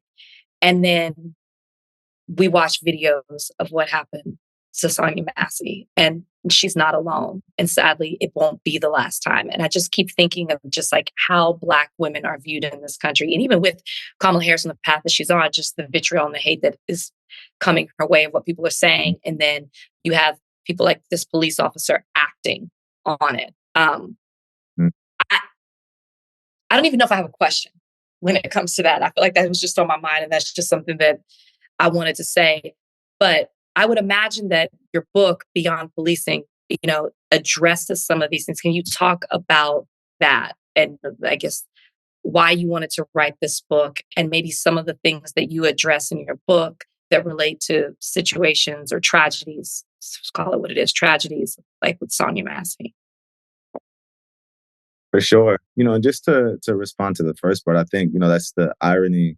And the reality is, as there are different Black folks who can ascend in different ways, to the highest political forms of leadership, it won't stop police violence. We saw this with Obama, some of the, most, large scale uprising against police violence was during the time when Obama was in presidency. And so, I think it really puts into contrast that reality is like, we need something else. The ascendancy of particular Black folks won't lead to an end to these forms of violence and then all the other forms of structural inequality that exist. But in terms of the book piece,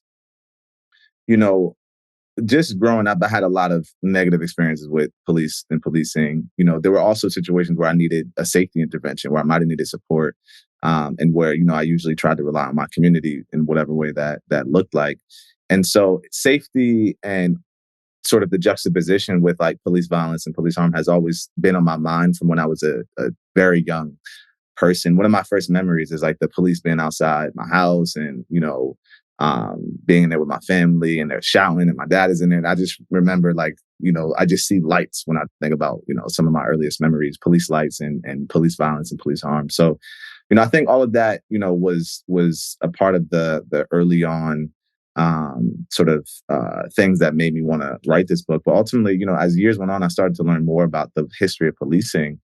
It made me pause and realize to say, okay, this was not founded on safety, and so people are saying that they are not safe. And we're often given, Black folks, when you say we need safety, there's a relationship like safety equals policing.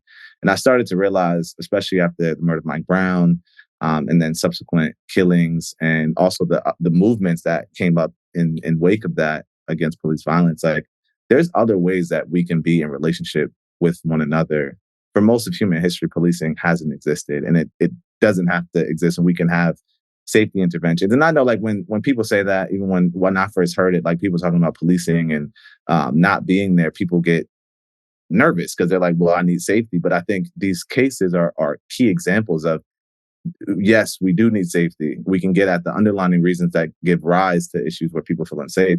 We can also have other kinds of safety interventions that it could be teams, just like, ambulance response or fire response. There's a number of different responses that can go out for specific situations that don't carry the possibility of someone being murdered in this way. And so that really is what motivated me. And so the book takes shape in three parts. So I start with histories, which is a section that details the history of policing as a form of race class control. And I really dig into that history and sort of chart it in different places across the United States, but also how it's related to other transnational contexts. And then I talk about currents, which is like what is happening right now. If we look at the past, decade or so, how can we understand policing and the police violence that exists today? And then futures is really where I get into how can we imagine beyond this? What are the immediate solutions and kinds of approaches? And then also, how do we create a world in which police violence is not a reality, because we have so many other systems in place that have changed and shifted that we experience safety without relying on what many folks have adequately called violence workers. Without digging too much into what they're going to find in the book, give us a vision of that world. What does a world without policing look like to Philip?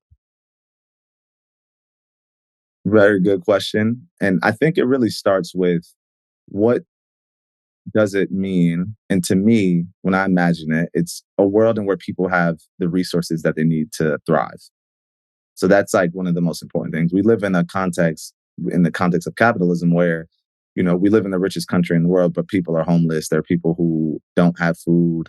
There are people who don't have adequate shelter. And there's people that experience various forms of violence that it's not necessary. It's just not a feature of life that is, that has to happen.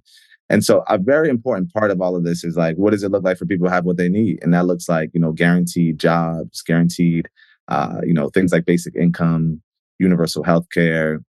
And so when you have a world where these things are met and in a way that is adequate, not only like what people need is met, but also what people need to thrive is met, that takes care of a lot of the harm, conflict, and violence that we will see. But of course, we live in a complicated society and people are complicated human beings. So that doesn't mean that there won't be instances of conflict, harm, and violence that we as a society would have to address. And when I think about that, I think about models like transformative justice and restorative justice that break from the more punitive, vengeful punishment, eye for an eye kind of model of justice that we exist in and that we have, and think about how can we understand the conditions that people experience.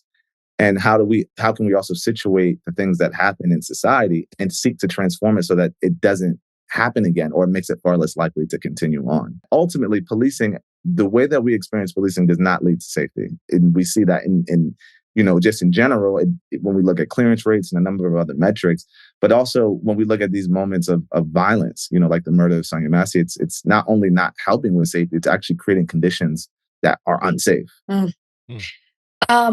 As we're in an election year and we're about to see a change in the administration one way or the other, I'll just speak into existence, the Harris administration. What would you like to see? I mean, we didn't see the Justice and Policing Act, come to fruition. What would you like to see? Would you like to see that or something else from the administration? If you were sitting in front of Kamala Harris and, her administration, what would you ask of them? The Movement for Black Lives has the People's Response Act. I think that's the most transformative legislation that I've seen. And there's been some congressional support of it, but it exists in a number of different ways in terms of its approach model. It starts at the federal level. It talks about having different kinds of resources and approaches and a reservoir of resources that communities can begin to develop and expand some of these safety alternatives and initiatives that we have or that need to be created. And so, I think that, for me, the People's Response Act is the most transformative legislation. Of course, there have been some other models of offered. Often those models reinforce or retrench policing. And I think that's a key facet that I talk about in Beyond Policing is that when you look at the past 100 years, which is when, people first started talking about reform around policing, there's often, the same kind of reforms that are cycled in and out. And a part of what happens when you have certain models and bills and legislation is that they recycle those in different ways. And the only way that we can guarantee that an encounter of police violence does not happen is to create a context where the interaction does not happen at all. Anything else in any other moment, there is a possibility and likelihood of police violence. And that's just, it's in a way, it's a simple answer to a complicated, of course, it's a complicated thing to make in reality. But that's the only people say, okay, training and all of these different things will not guarantee that police violence will not occur. The only thing that will guarantee it is if that encounter does not happen altogether. And so, I think the People's Response Act does a lot of that work of advancing that. For what it's worth, I also think we can also look to some other platform models. If you look at Cornel West's presidential campaign, you'll see that it doesn't say criminal justice. Usually the platforms say criminal justice. His says transformative justice. And I think that also that platform offers a number of different approaches as well that I think, it incorporates some aspects of transformative justice. But the People's Response Act is the act that I want to see. Last question for me, Phil. People that are more loyalist to the current form that we have right now are going to point at differences in American culture from other cultures where there might be less police presence as to reasons why you need police in a more direct way, right? The gun culture that exists here in America, the culture of violence and exploitation that exists here in America, drugs, criminality, things of that nature. You need police to deal with that is what people are going to tell you.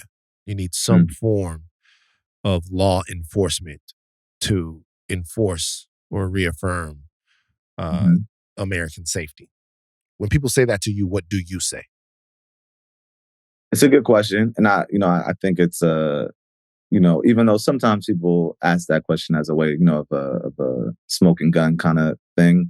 I think in other contexts, people actually ask that, and it's principled, and it comes from a place of like really looking at American society and being like, look at everything going on. I want to just like create an analogous, because oftentimes what people will look to sometimes when people are talking about, say, like prisons, and I'm an abolitionist, so I want to live in a world without police and prisons.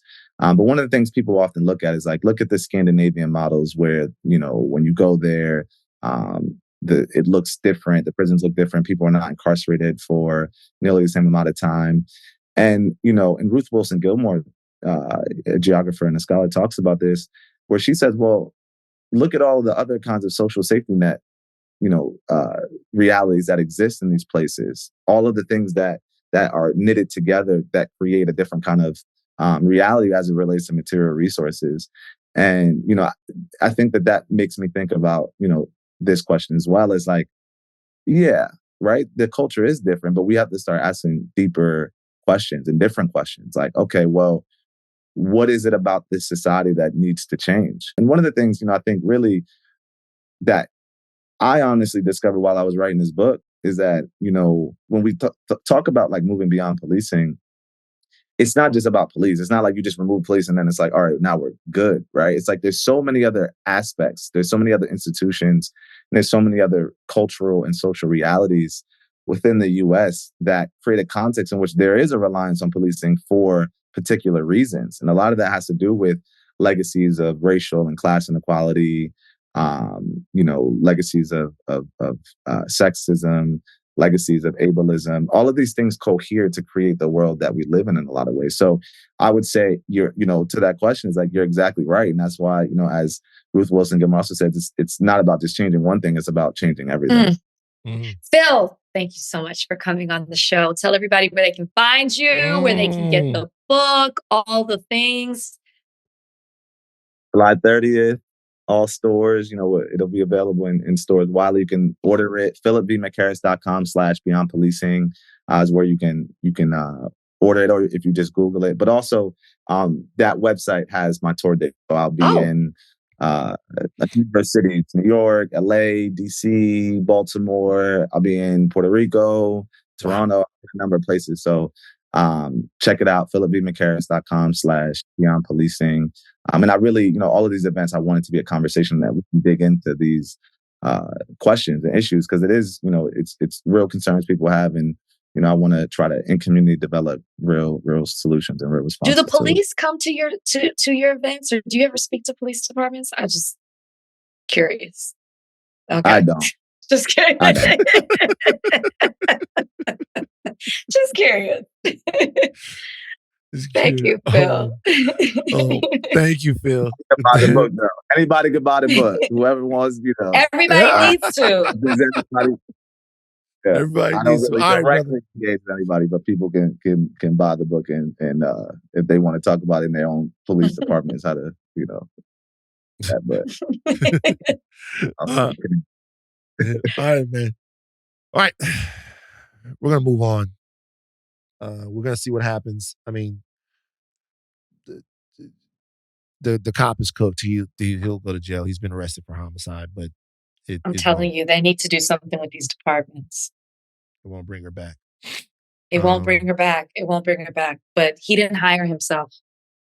Yeah, that's some negligent hiring. Did you see Divorce in Black? Did you watch that? I started it. I saw the first 10 minutes that everybody was talking about. And I won't give it away for those of you who haven't seen it yet. Go out.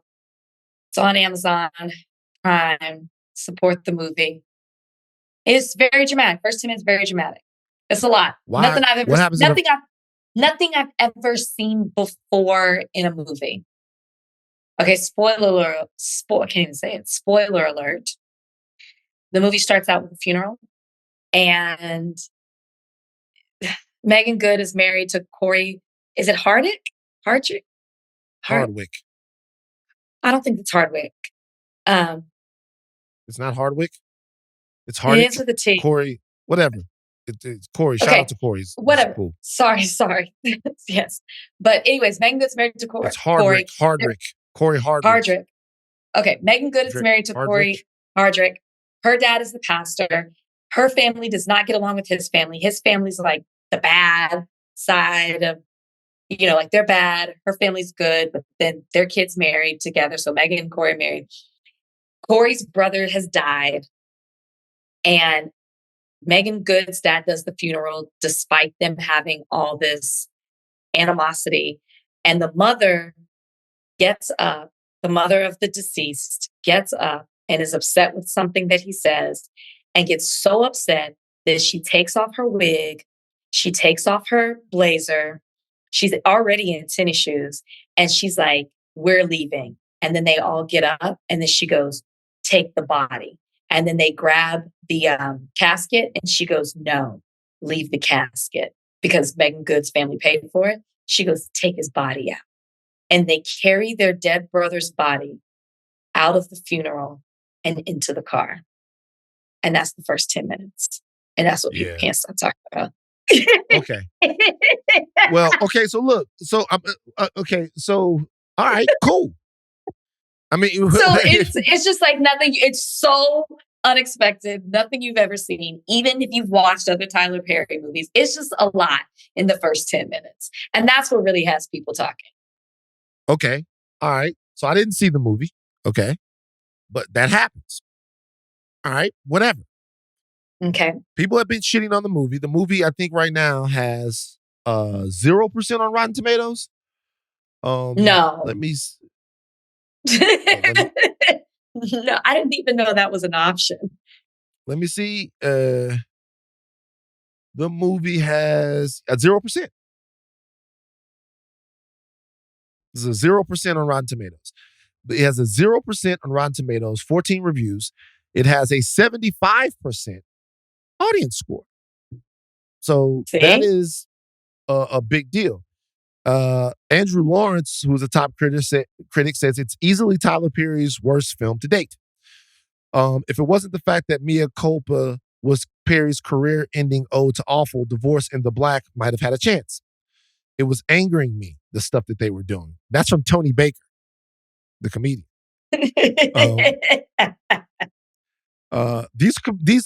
These critics are all Black. Asinine, tedious, and reckless are a few words to describe Tyler Perry's latest romance drama, a genre he seems to have no personal familiarity with. God damn, that was personal. Yeah. Like that was kind of I don't know about that one. So anyway, he's sick. Tyler's sick of the bullshit. Tyler has said that we're looking down our nose at him. Tyler Perry, one of the most successful filmmakers of all time, whether you like it or not, has said this. Here's the audio. You got to drown all of that out, because if you let somebody talk you out of a place that God has put you in, you are going to find yourself in hell. I know for a fact that what I'm doing is exactly what I'm supposed to be doing, because for everyone who is a critic, I have thousands of used to be emails from people saying, this changed my life. Oh my God, you know me. Oh my God, you saw me. How did you know this about my life, my family? So that is what is important to me. We're talking a large portion of my fans who are disenfranchised, who cannot get in the Volvo and go to therapy on the weekend. So you've got this highbrow Negro who is all up in the air with his nose up looking at everything. And then you got people like where I come from and me who are grinders, who really know what it's like, whose mothers and were caregivers for white kids and were maids and housekeepers and all of these beauticians. That don't discount these people and say that their story don't matter. Who are you to be able to say which Black story is important or should be told? Get out of here with that bullshit. Now listen. All right. First off, he said that on Keke Palmer's show, because I don't want people to think that was me ad-libbing. Shout out Keke Palmer. Yeah. People are not mad at whose story you're telling. They're mad at the way you're telling it.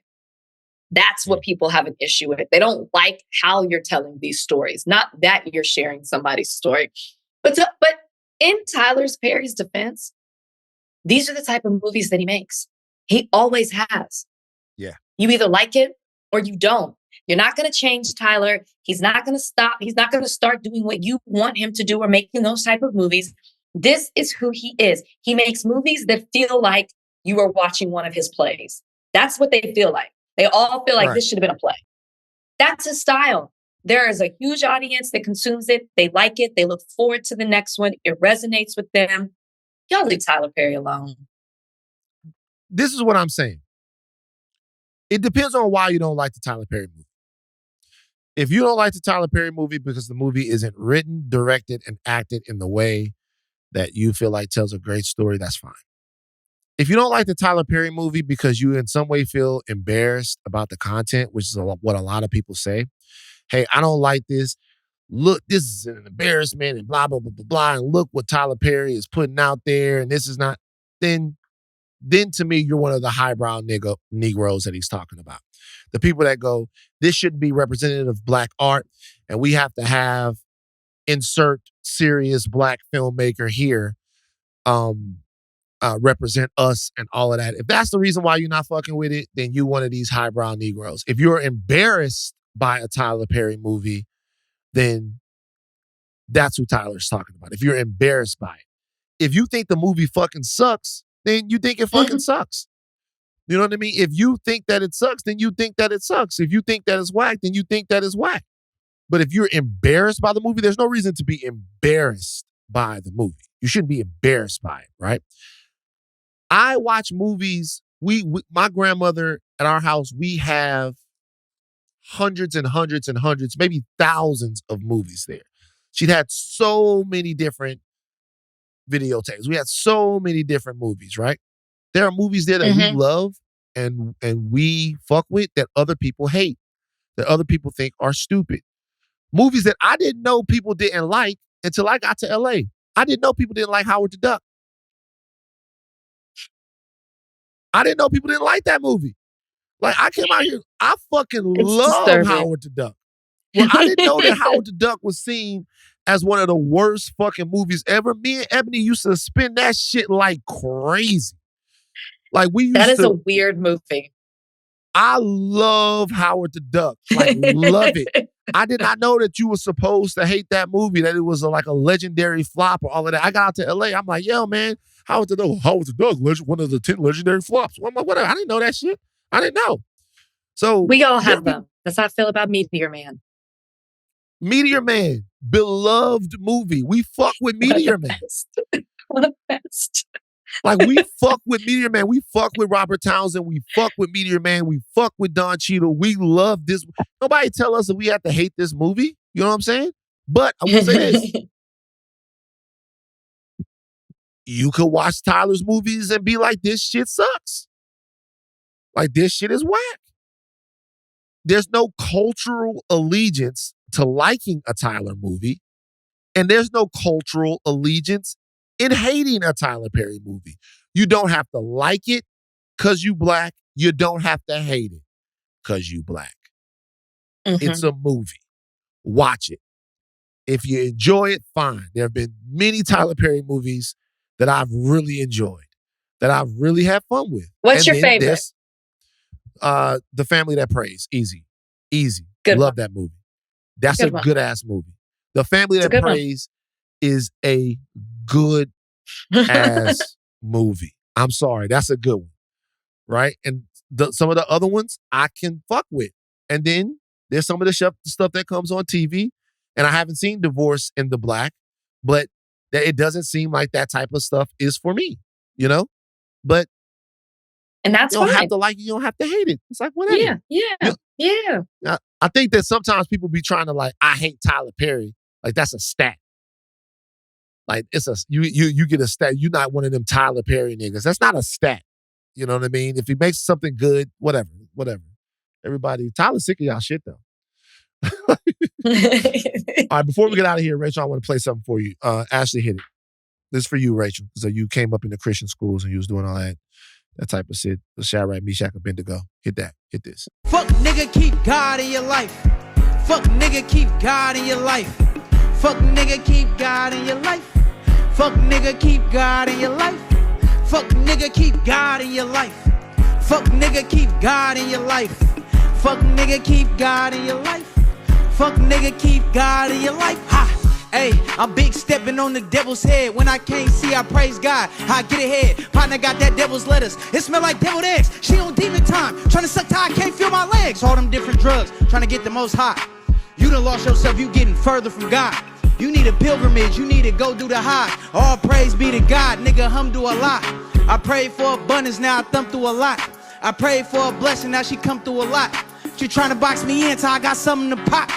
I ain't got no problems cause I give them to God. I know you tired and you looking for some better days. Bitch nigga, give it up to God, he got some better ways. You can get anything you want, you just gotta pray. But when you get it, don't forget, you still gotta praise. Ah! It's a pop.